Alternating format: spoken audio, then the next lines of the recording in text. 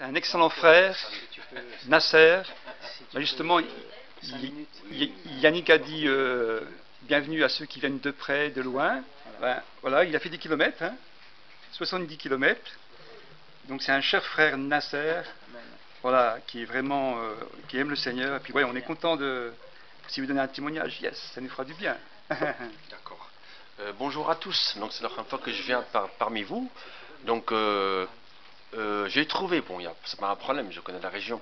Comment j'ai connu Dieu, je ne peux pas tout vous dire parce que ça serait trop long. Ça fait plusieurs années que je connais le Seigneur. Je suis d'origine musulmane. Je suis né dans une famille musulmane, 9 enfants. C'est le 3e sur 9. Je suis le premier à être né en France. Et j'ai vu dans la famille qu'il n'y avait pas, chez nous, il n'y avait pas la paix, quoi. Ma mère était souvent malade. Mon père, c'était difficile. Et puis comment je suis venu au Seigneur, ben Dieu, un jour j'ai fait une prière. J'étais à Val d'An à l'époque. C'est pas très loin d'ici.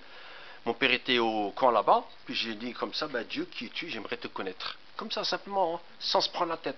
J'aimerais te connaître. Je suis croyant en Dieu, parce que dans notre famille, on savait que Dieu existait. Puis peu de temps après, Dieu a mis quelqu'un sur mon chemin, puis je connaissais ce gars-là, il allait au collège, au même collège que moi. Il m'a dit à Besançon qu'il avait des réunions chrétiennes, et puis qu'il avait les chants, les témoignages. Qu'est-ce que c'est que ça? Et puis, je viendrai voir, mais je ne sais pas quand. J'ai accepté de venir, et puis j'ai vu que les chrétiens avaient une paix, une joie que je n'avais pas. Et puis donc, ils sont différents, mais c'est difficile pour moi, parce que c'est pas mon milieu, quoi. J'ai tout laissé tomber, je ne l'ai plus. Et puis Dieu est bon, j'ai fait une formation à l'AFPA, puis il a renvoyé un frère à la formation. Il y a un gars qui s'est désisté, puis il a renvoyé un frère pour moi. Quelqu'un avec qui je m'étais bien entendu, on avait sympathisé. Il me dit, ah, tu vas bien? Oui, ça va. Mais c'est là que j'ai compris que Dieu l'a remis sur mon chemin. Et puis Dieu avait conduit les choses. J'ai acheté une Bible. Je fais rapide. J'ai acheté une Bible. Et puis j'ai tout le temps aimé lire. Et puis dès que je me suis mis à lire la Bible, alors là c'était vraiment... j'avais une soif en moi qui me poussait à lire la Bible. On n'était pas shooté, c'est pas ça, ça n'a rien à voir. Mais c'est l'amour de Dieu qui se révélait, qui touchait mon cœur et puis tout. Je me suis dit, bah, cette fois-ci, je sais que Jésus c'est vraiment la vérité. Et puis il y avait un serviteur de Dieu qui avait prêché à Besançon, il avait dit que ceux qui veulent recevoir Jésus, qui lèvent leurs mains. Je levais ma main comme ça. Puis là, à ce moment-là, j'ai senti qu'il y a quelque chose de gros qui est sorti de moi, je ne sais pas comment vous dire, quelque chose de gros qui est sorti de moi, parce que j'étais pas clair devant Dieu, vous savez, il ne faut pas croire, on n'est pas des saints. Et puis Dieu a enlevé, je pense, il a enlevé mon péché, il a fait ce miracle, et puis je suis heureux, très heureux de le suivre, et puis je vois que dans la famille ça change, et puis les relations changent, c'est difficile, mais bon, j'ai confiance en Dieu, je vois que Dieu change bien les choses, et puis que Dieu est bon, il nous aime, et puis... il faut que notre vie soit à son service. Voilà. Amen. Alléluia.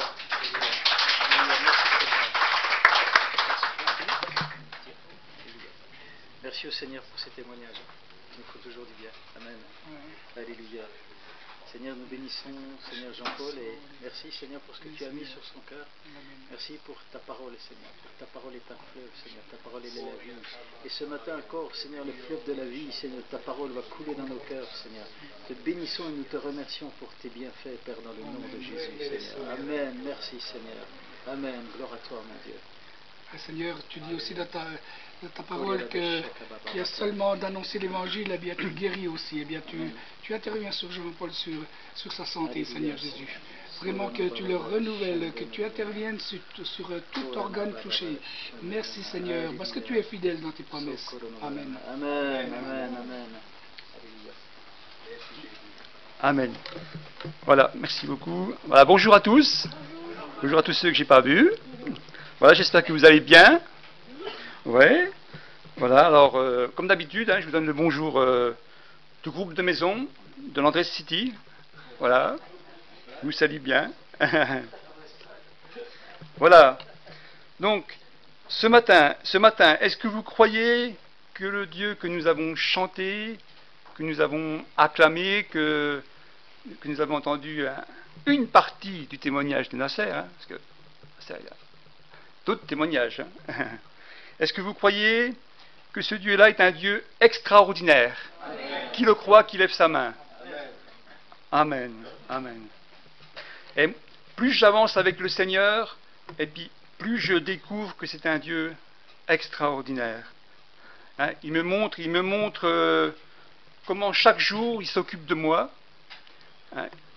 il me montre aussi comment il agit par son Saint-Esprit, et puis je le trouve de plus en plus merveilleux. Amen. Et puis aussi également, il me montre également les diverses facettes de qui il est. Et puis ce matin, justement, j'aimerais vous parler avec vous d'un désir du Seigneur pour nous chrétiens. Alors, je vais vous laisser deviner qu'est-ce que Dieu désire que nous soyons. Je vous écoute. Semblable à lui. Amen. Amen. Oui, est-ce qu'il y a... Obéissants. Exactement. Amen. Ressembler, exactement. Être fidèle jusqu'à la mort. Fidèle aussi, oui. Amen. Amen. Exactement, c'est très bon. Eh bien, écoutez, c'est exactement ça. Hein. Dieu veut que nous soyons ses imitateurs. Hein. Ce sera notre thème ce matin. Devenez des imitateurs de Dieu. Alors c'est écrit dans la parole de Dieu, hein, dans plusieurs passages, et notamment dans le livre des Éphésiens, où c'est l'apôtre Paul qui en parle, l'apôtre Paul qui a vraiment reçu des révélations de Dieu pour son Église. Et donc, voilà, lisons ensemble ce que l'apôtre Paul veut nous dire. Alors, on ouvrira la Bible dans le livre des Éphésiens au chapitre 5, et les versets 1 et 2.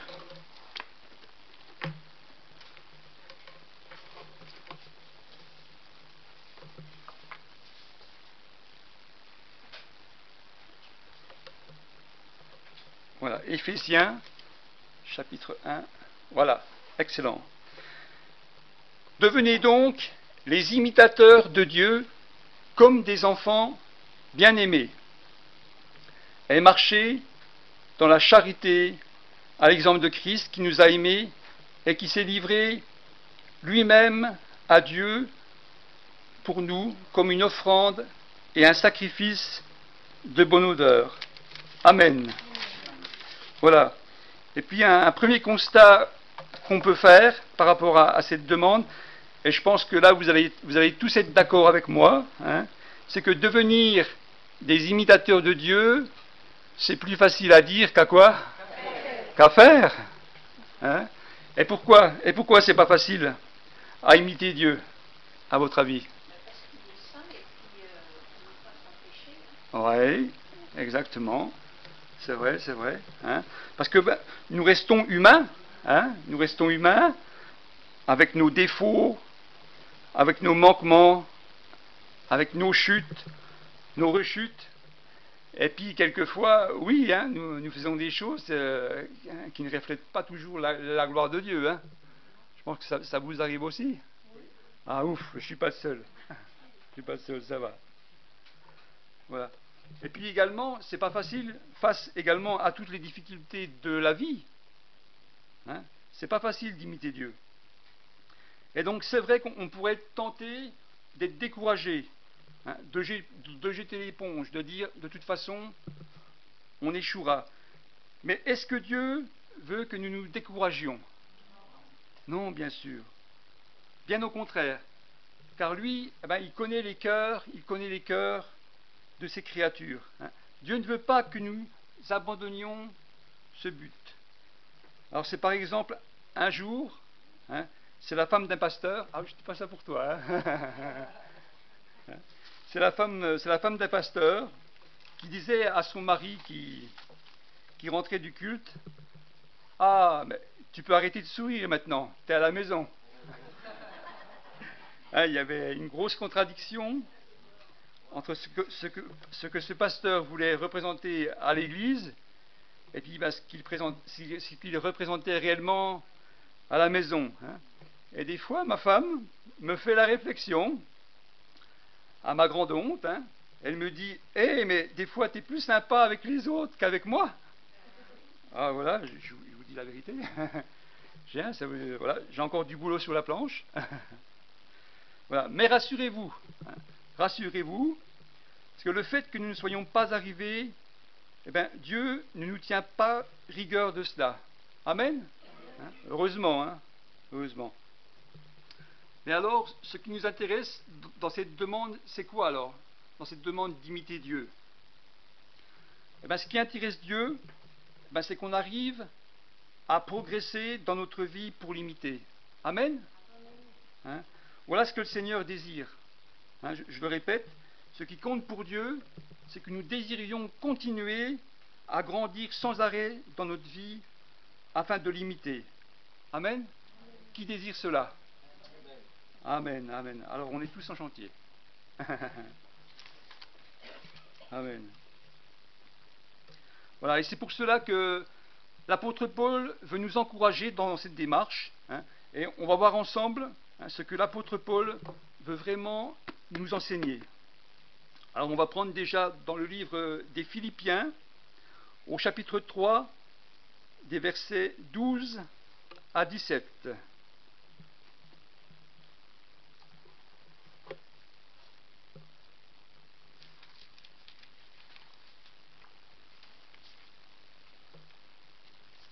Philippiens, chapitre 3, versets 12 à 17. Voilà. Ce n'est pas que j'ai déjà remporté le prix ou que j'ai déjà atteint la perfection, mais je cours pour tâcher de le saisir, puisque moi aussi j'ai été saisi par Jésus-Christ.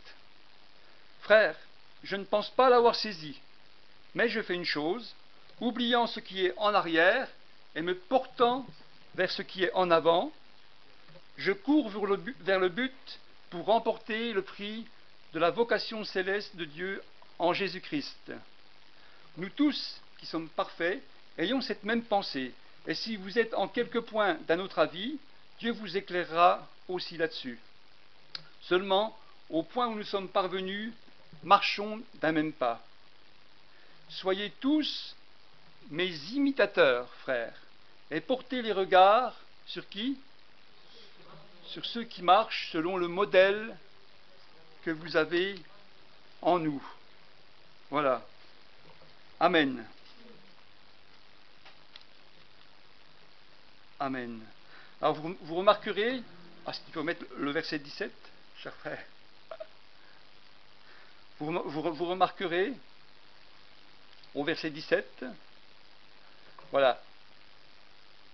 Voilà, Paul dit, hein, et c'est vraiment une parole qui est très forte, hein, Paul dit, soyez tous mes imitateurs. D'où la question, est-ce que Paul est-il un orgueilleux quand il se présente comme un modèle à suivre? Non, bien sûr. Non, bien sûr, mais nous allons voir pourquoi aussi. Hein. Et premièrement, je dirais ce qu'il nous faut savoir, hein, c'est que c'est du fond d'une prison romaine que Paul a écrit cet épître aux Philippiens. Hein, il est enfermé à Rome sous le règne de Néron le sanguinaire.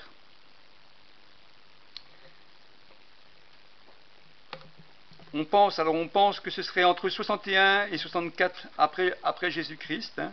Il est en prison, dans le froid. C'est l'automne. Donc les conditions de détention, hein, vous imaginez bien, ce n'étaient pas les mêmes que maintenant. Hein. Hein, aujourd'hui, dans les maisons d'arrêt, hein, les maisons d'arrêt sont relativement bien chauffées. Hein. L'administration fait en sorte de bien entretenir. Et puis Paul non plus. Hein.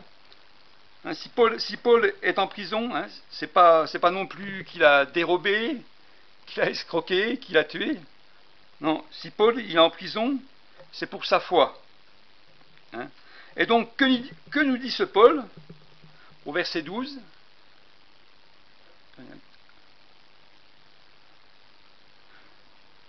Au verset 12, je cours vers le but pour remporter le prix de la vocation céleste en Jésus-Christ.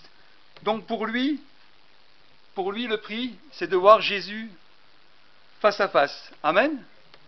Le prix pour lui, c'est la vie éternelle, dans la joie, dans la paix, sans souffrance, dans la présence de Dieu. C'est chouette ça, hein? Mais le but de Paul aussi, c'est d'aller au ciel, mais pas tout seul.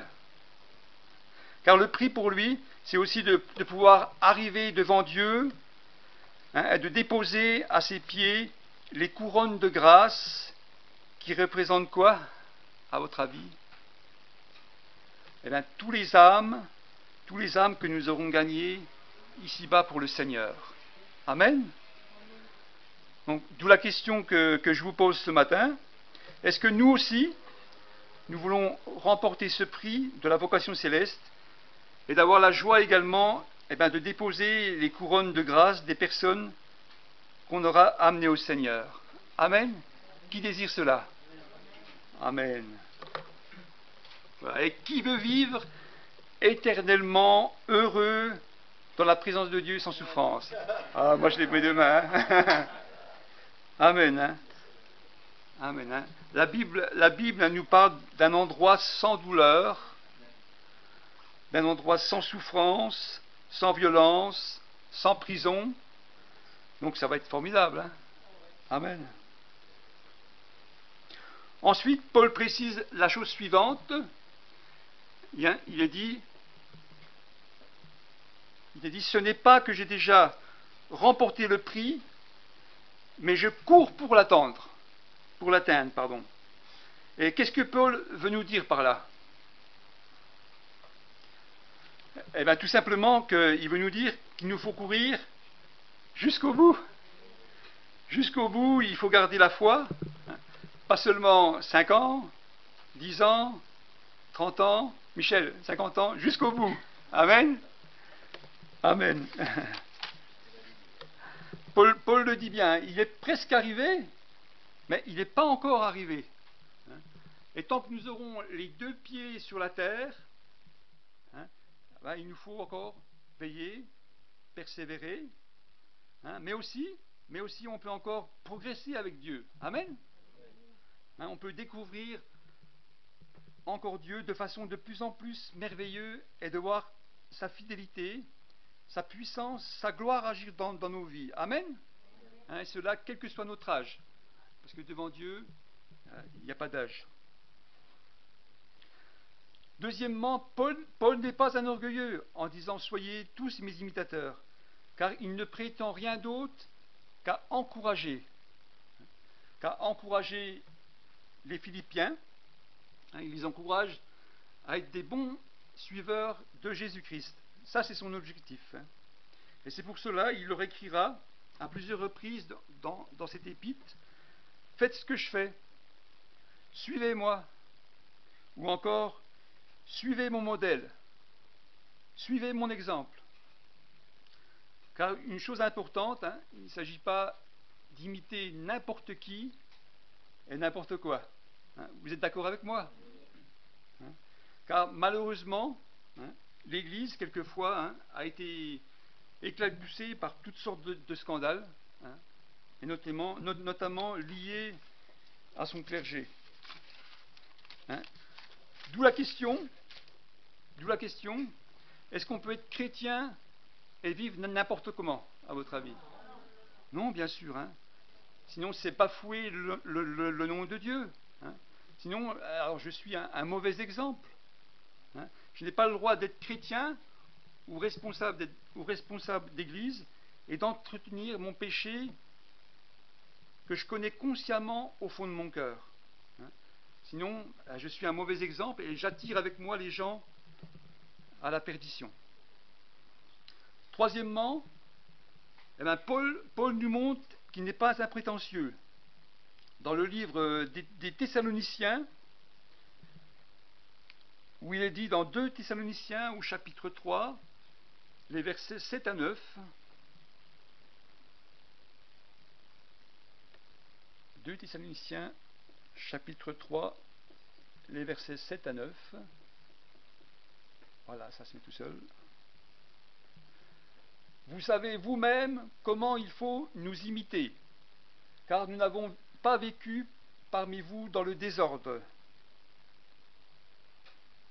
Nous n'avons mangé gratuitement le pain de personne, mais dans le travail et dans la peine, nous avons été nuit et jour à l'œuvre pour être à la charge à aucun de vous. Amen. Voilà. Paul dit, hein, je n'ai profité de personne. Hein, quand il dit, nous avons mangé le pain de personne. Hein, il dit que c'est dans le travail et dans la peine que nous avons été nuit et jour à l'œuvre pour être à la charge de personne. Waouh, mais quand on lit ça, la barre est haute, hein? La barre est haute, hein? Quel exemple, ce Paul, hein? Non seulement il annonçait l'évangile, mais en plus, il travaillait dur pour pouvoir à leurs besoins. Quatrièmement, Paul était également un modèle dans le sens où il avait le souci des gens qui allaient à la perdition. Il avait le souci des âmes des gens qui étaient en souffrance. Et c'est pour cela, hein, Paul n'a pas ménagé ses efforts, hein, comme on vient de le lire. Hein. Et un constat qu'on peut faire, c'est qu'aujourd'hui, malheureusement, dans nos pays occidentaux modernes, hein, c'est que cette notion de l'effort et du travail, est de plus en plus déformée. Hein, aujourd'hui, on voudrait que tout nous soit donné avec facilité, hein, où on ne doit plus faire d'efforts. Hein. Mais est-ce que Paul nous dit cela? Non, bien sûr. Paul nous dit, je vous ai donné un modèle à imiter. Hein. Car beaucoup de chrétiens, voyez-vous, veulent suivre le Seigneur. Ok, mais intérieurement, ils gardent des choses. Hein. Ils gardent encore des petits péchés cachés. Ou encore, beaucoup de chrétiens sont attachés à des choses de la vie, mais ils y sont attachés plus qu'à Dieu. Hein. Alors bien sûr, hein, c'est bien d'avoir des hobbies. Hein. C'est bien d'avoir des hobbies dans la vie. Hein. Certains, c'est la peinture, certains, c'est la pêche. Christian, toi, c'est ton jardin? C'est pas ton jardin. Il n'y a pas grand-chose cette année. Bon, c'est la sécheresse. Ouais. Voilà. Et puis bien sûr également, c'est bien de se détendre, bien sûr. Hein. Mais attention que ces choses ne doivent pas être plus fortes que Dieu. Amen. Parce que Dieu ne se partage pas. Et à un moment donné, hein, Paul, dans ce passage qu'on vient de lire, Paul reprendra certaines personnes. Alors, on va voir pourquoi il les reprendra. C'est les versets 11 et 12, toujours de 2 Thessaloniciens. Oui, les versets 11 et 12. On va voir pourquoi Paul va reprendre certaines personnes. 2 Thessaloniciens, chapitre 3, versets 11 et 12.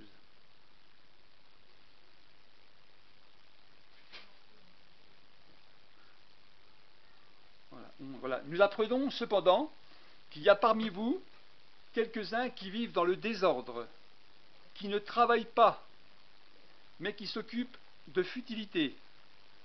Nous invitons ces gens-là et nous les exhortons par le Seigneur Jésus-Christ à manger leur propre pain en travaillant paisiblement. Alors on ne sait pas dans quel contexte économique Paul était à ce moment-là. Est-ce qu'il y avait du chômage, qu'il n'y avait pas de chômage? On ne sait pas trop. Hein. Mais on peut faire un parallèle. On peut faire un parallèle avec ce qu'on vit aujourd'hui. Aujourd'hui, hein, en France, on est dans une société où même si on n'a pas de travail, hein, on peut avoir des subsides de l'État. Et c'est bien. Hein, c'est une bonne chose parce qu'on n'est pas à l'abri du chômage. On n'est pas à l'abri de la maladie. Hein, je suis bien placé pour en parler. Mais en tant que chrétien, alors faisons bien attention de ne pas profiter de cette situation. Parce que alors, la bénédiction de Dieu peut se retirer de nous. Hein, je m'explique. Hein. À partir du moment où j'essaye de profiter d'une situation qui, dans mon fort intérieur, je sais que ce n'est pas juste, alors la bénédiction de Dieu peut se retirer de ma vie. Hein. Dieu ferme le robinet. Et c'est pour ça, c'est ce Paul ici, qui reprendra certaines personnes, tout simplement parce qu'ils ne travaillaient pas. Mais une chose est sûre, je crois que celui qui veut plaire à Dieu, alors la bénédiction va se coller à sa vie. Amen. Je crois que Dieu va lui ouvrir des portes et que malgré le chômage, et que Dieu va permettre qu'il trouve un travail ou une formation afin de pouvoir subvenir à ses besoins. C'est ce que Dieu a fait pour ma part. Plusieurs fois, je crois que 3 fois, j'ai dû chercher un travail. Et Dieu a été fidèle. Très rapidement, j'ai pu en retrouver. Bon, après, bien sûr, on comprend que pour différentes raisons, ça peut être plus compliqué. C'est vrai. Mais une chose est sûre, celui qui veut obéir à Dieu, eh bien Dieu va le bénir. Amen. Parce que c'est un principe biblique. C'est un principe biblique qui est valable de tout temps. Pas seulement du temps de Moïse, pas seulement du temps de Paul, mais encore quand? Encore aujourd'hui. Parce que Dieu n'a absolument pas changé. Amen. Et pareil pour les miracles. Amen. Comme Dieu manifestait des miracles avec Moïse, eh bien aujourd'hui, Dieu fait encore des miracles au nom de son Fils Jésus. Amen. Qui le croit? Amen. Amen. Et en tout cas, voilà, si des personnes ont besoin de travail, si des personnes ont besoin de direction pour un travail, alors l'Église est là pour prier pour les uns les autres. Et je crois que quand l'Église prie, il se passe quelque chose. Amen. Amen. Et puis je me réjouis pour Patricia, qui nous a appris que toutes ces allergies est en train de quitter ces plaques d'eczéma. Amen. Merci Seigneur. Dieu se manifeste par des miracles encore aujourd'hui. Amen. Amen. Voilà. En autre point encore, Paul nous montre aussi de quelle manière il court pour remporter ce prix. Il dira la chose suivante. Alors on revient dans le livre des Philippiens, au chapitre 3, au verset 13 et 14. Philippiens 3, versets 13 et 14.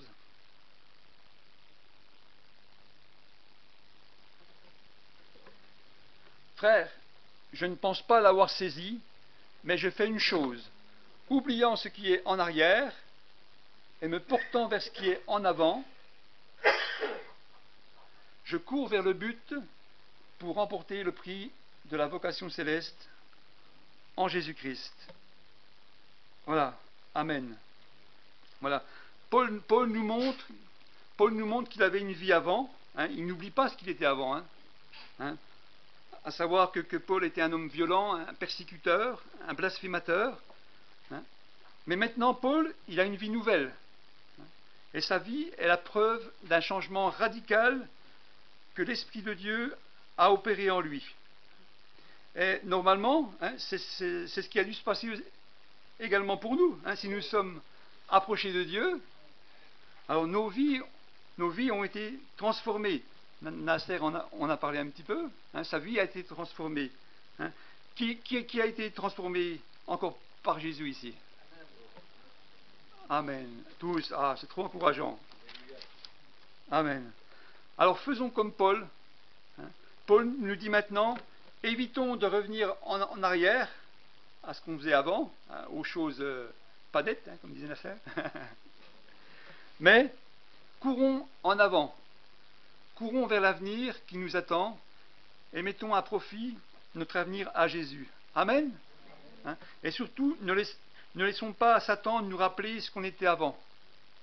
Ne laissons pas au diable nous rappeler les choses, car si nous avons reconnu notre péché, Pasteur Yannick en a parlé ce matin, si nous avons reconnu notre péché à Dieu, si nous avons confessé nos péchés à Dieu et devant les hommes, alors nous avons été affranchis par le sang de Jésus. Amen. Une fois pour toutes. Amen. C'est pour cela, ne nous laissons pas accuser. Sinon, nous allons perdre du temps et puis nous allons perdre des bénédictions. Ensuite, une question intéressante qu'on peut se poser sur Paul, c'est pourquoi ce Paul nous demande de l'imiter lui, à 4 reprises dans cet épître, et non pas d'imiter directement notre Seigneur Jésus. Parce qu'après tout, notre grand modèle pour nous chrétiens, c'est qui? C'est Jésus. Et donc on pourrait se poser la question.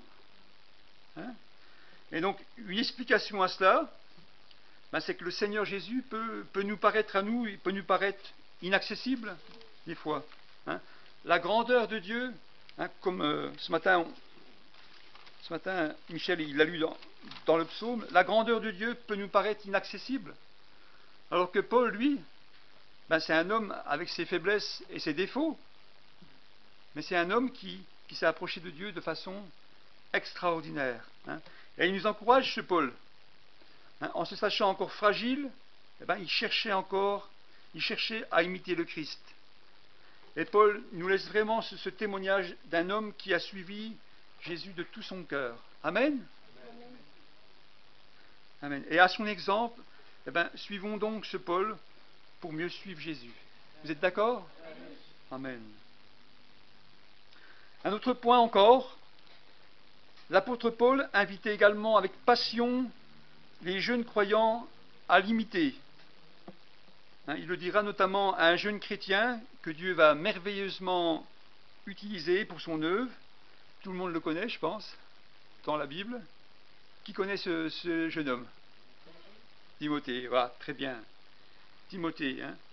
Et pour ce jeune homme, Paul va lui dédier 2 épîtres. C'est les 2 épîtres de Timothée qu'on trouve dans le Nouveau Testament. Et comme Paul, soyons également des chrétiens modèles pour ceux qui nous côtoient. Des chrétiens qui marchent réellement sur les traces de Jésus-Christ. Qui veut être un bon modèle parmi nous? Ah, bon programme, Amen, que Dieu nous aide. Mais encore une fois, si nous voulons être des chrétiens, alors faisons bien attention, parce que nous sommes imitables. Nous sommes imitables, car en tant que chrétiens, vous marquerez, les gens, ils nous observent. Les gens, ils nous regardent vivre. Derrière leur carreau, moi je vois mes voisins, ils nous regardent vivre. Et notre exemple n'est pas neutre. Et d'où cette réflexion, est-ce que les gens qui nous voient vivre sont étonnés par notre comportement, qui normalement doit être différent de ceux qui ne connaissent pas Dieu? Vous êtes d'accord? Est-ce que par exemple, est-ce que mes voisins me connaissent comme quelqu'un qui fait pleurer sa femme ou qui la rend heureuse? Ou alors, est-ce que quand je suis au travail, est-ce que je râle tout le temps quand je travaille? Moi, j'en ai marre de ce travail. Est-ce que je tiens les mêmes propos de ceux qui se plaignent tout le temps? Ou alors, est-ce que j'ai des conflits? Est-ce que j'ai des conflits tout le temps avec mes collègues ou avec mon patron? Parce que si je fais ces choses, est-ce que je glorifie Dieu? Non, je ne crois pas. Je ne crois pas. Même si, bien sûr, dans le travail, c'est pas toujours facile. Des collègues infects, ça arrive. J'en connais. Mais faisons confiance à Dieu. Amen. Il saura prendre soin de nous. Respectons nos autorités, même les pénibles. Et Dieu qui est fidèle nous gardera et nous ouvrira des portes. Amen. Et je me souviens pour mon premier boulot, au bout de quelques années, j'ai pu obtenir un bon poste, avec des bons horaires. Puis il y a eu des changements dans l'entreprise. Et puis on m'a placé dans un poste pénible, que j'aimais pas du tout. Alors j'étais pas content, je râlais. Je rentrais chez moi, je râlais. Et puis à un moment donné, j'ai remis ces choses entre les mains du Seigneur. Et puis merci Seigneur, il m'en a sorti. Il y a eu par des circonstances, j'ai été licencié économique. Et Dieu m'a placé ailleurs. Amen. Voilà. Et dans nos familles également. Dans nos familles, faisons bien attention, car nous sommes aussi imitables. Par qui? À nos enfants, exactement. Hein. Un enfant qui regarde son père qui fait des mauvaises choses, qu'est-ce qui va se passer? Ah, forcément, hein. Forcément, il va imiter son père. Hein. Hein. Regardez les tout petits. Par exemple, quand un papa fume, hein, eh ben, vous allez voir, hein, vous allez voir combien de temps il va pas ramasser un mégot par terre, ou alors il va faire quelque chose, il va ramasser quelque chose, puis il va le mettre dans sa bouche pour faire, ben, pareil que son papa, tout simplement. Ou alors quand des parents utilisent des jurons, ah, vous allez voir, ça va être rapide aussi, hein. Hein, parce que tout simplement, ben, il va imiter son père ou sa mère. Hein. Mais au contraire, si j'inculque des bonnes choses à mes enfants, alors qu'est-ce qui va se passer? Qu'est-ce qui va se passer? Ah oui, forcément. Forcément, les enfants vont faire ce que je fais. Hein. D'où l'importance, comme nous dit la parole de Dieu, d'avoir des bons modèles. Hein. Alors, je vous pose une dernière question. Je vous saoule avec mes questions. Voilà, je vous pose une dernière question. Qui prenez-vous comme modèle de foi dans votre vie? Qui prenez-vous comme modèle de foi? En tout cas, Jésus, ouais, en tout cas, la Bible sur ce point-là nous donne un bon conseil. Hébreux 13, 7. Qui connaît ce passage? Hébreux 13, verset 7. Ouais, presque ça. Presque ça. Chapitre 13, verset 7. Eh ben, on va le lire ensemble. Hébreux 13, verset 7.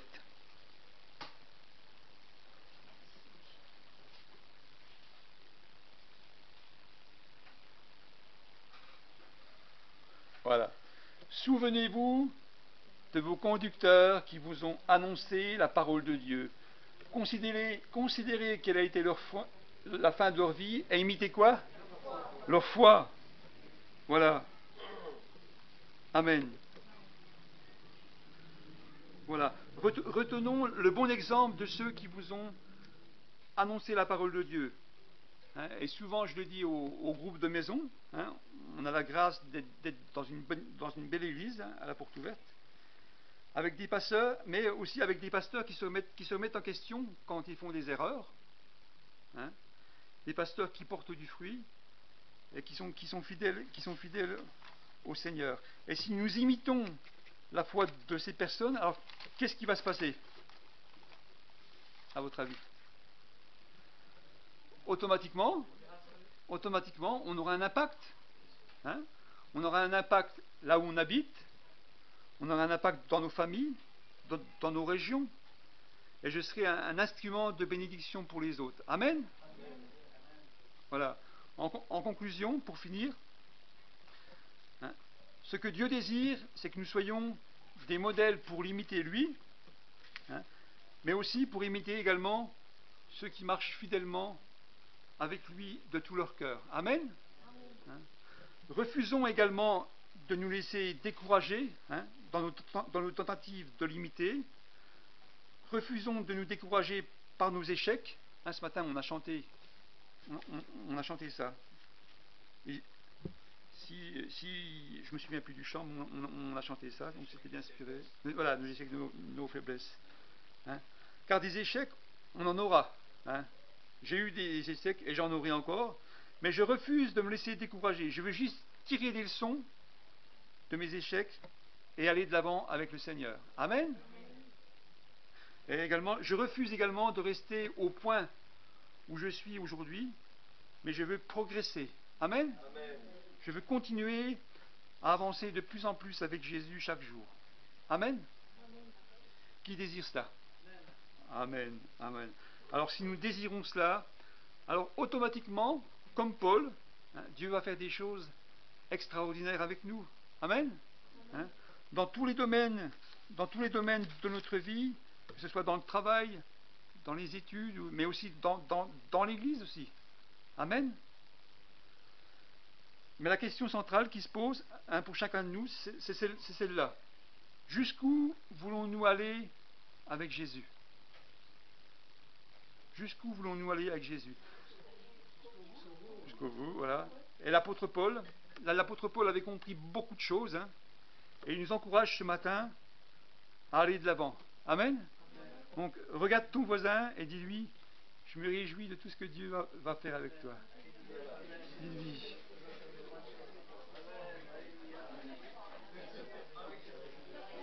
Amen.